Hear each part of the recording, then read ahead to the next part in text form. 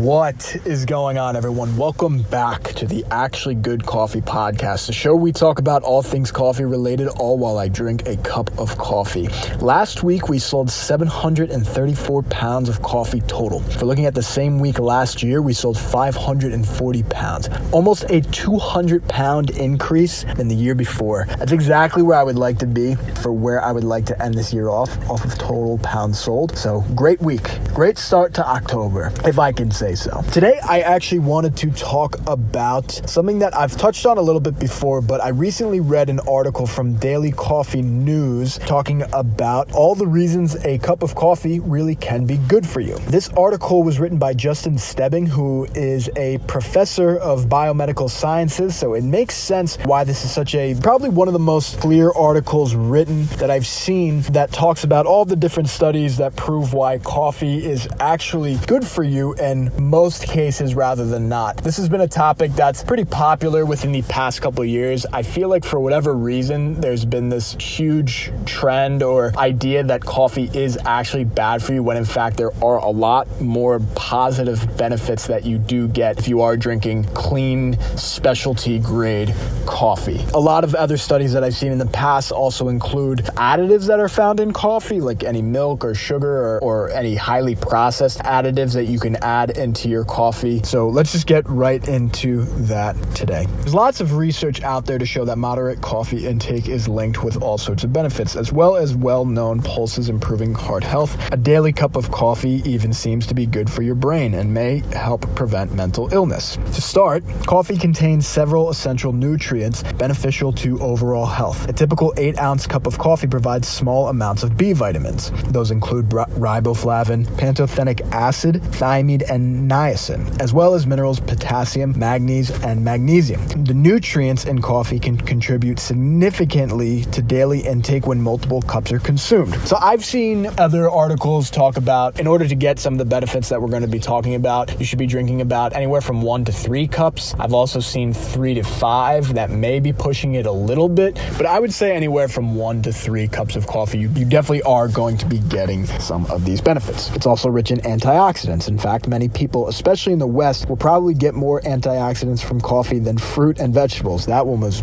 really interesting to me, if I have to emphasize things to make it seem like they're more interesting. Justin continues in saying, so what does drinking coffee actually mean for the body? Well, one of the most well-known potential benefits of coffee is the ability to boost energy and improve mental alertness, especially first thing in the morning or during an afternoon slump. If you're listening to this podcast, I imagine you know who Andrew Huberman is. He's a neuroscientist from Stanford. He's also a professor in neurobiology. He talks a lot about this idea where when you drink coffee, most people are drinking it first thing in the morning, right when they wake up. And especially when you're doing that consistently, your body starts to rely on coffee. And that's because throughout the day, your body is collecting adenosine. Adenosine is essentially what makes you get that feeling of being tired. When you sleep, your body actually goes through the process of cleaning your system out from this collection of adenosine. When you wake up, your body naturally produces cortisol to help you feel alert. By delaying consumption by at least 90 minutes, you allow your cortisol levels to naturally drop and your body's natural waking mechanisms to kick in. When you're sleeping at night, your body is the most efficient at removing adenosine. You're also doing the same when you're awake, but you're most effective at completing this process when your body is asleep. And what coffee does is block these adenosine receptors. So when you're blocking these receptors first thing in the morning, you're not giving your body enough time to naturally wake up, and you're usually hit with this wave of feeling very sluggish and tired in the afternoon. I've also seen reports talk about where you work out first thing in the morning. It's a different scenario. The caffeine that you absorb from coffee can actually improve performance and intensity of workouts. Just to make it simple, Andrew Huberman drinks coffee first thing in the morning if it's followed by some form of exercise. If it's good enough for him, it's good enough for me. So if you do experience that commonly, try pushing your daily coffee consumption back by 90 minutes to 2 hours even, if you can take it.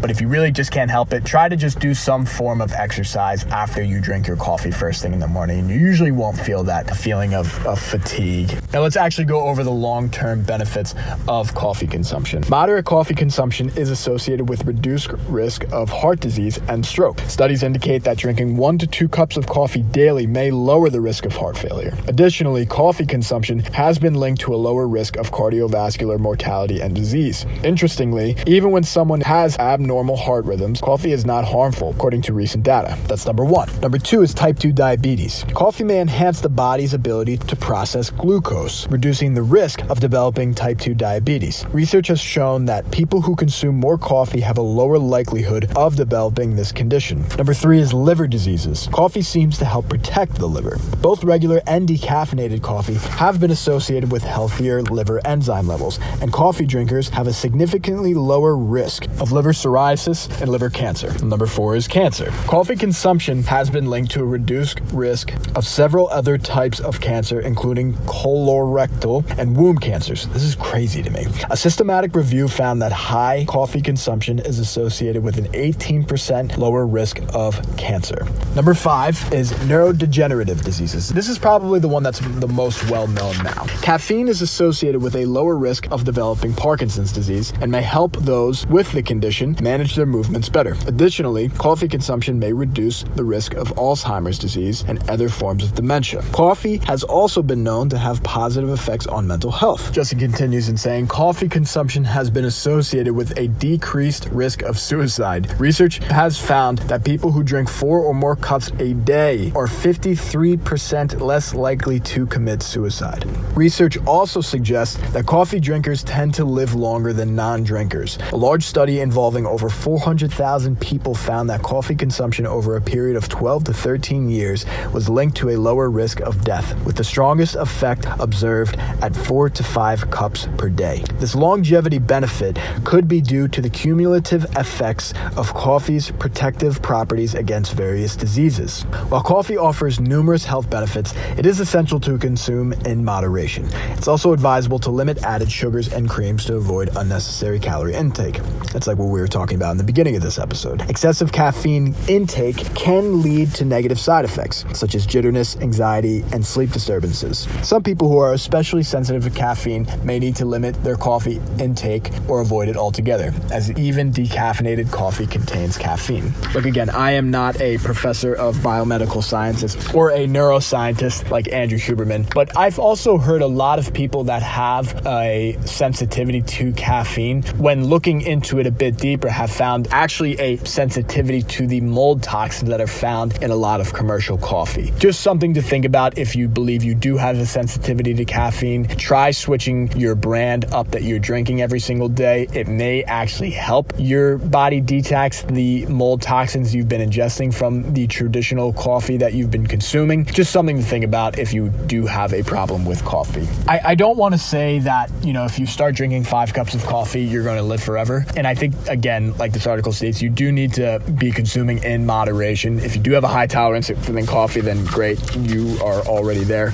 But the most common argument that I've heard against coffee is that it can actually increase your secretion of magnesium. Coffee is a great transporter of magnesium. It could be too good of a transport of magnesium throughout the body. What I would recommend is, if you are worried about your magnesium levels, if you are a big consumer of coffee, is that you could actually supplement with magnesium. I think a lot of people should already be supplementing with magnesium. I think just from our industrialized farming methods, people are getting such a low quantity of specific minerals that they would be getting as compared to 100 years ago. Industrial farming has moved away from the common field burning practices. It's turned into a vicious monocropping cycle that is just depleting the soil of the same nutrients over and over, just stripping away the land. Industrial farming methods lead to soil erosion. And interestingly, the construction of dams has also decreased the levels of magnesium within the soil. I've seen levels that we're getting about as much as half of the magnesium that we would be getting as compared to 100 years ago. And look, I'm not saying that the construction of dams is a bad thing. Obviously, I'm sure it's saved a lot of lives. But what I am saying is that even these great developments that we've had within our culture can also have some downsides. So it is just something to think about. But I know I just threw a lot of information at you. I'm going to leave this article linked in the description if you do want to read some of the studies that this article is talking about. I just want to bring the information to all of you and see what all of you think. As always, thank you guys for listening. I really do appreciate it, and I will talk to you again very soon.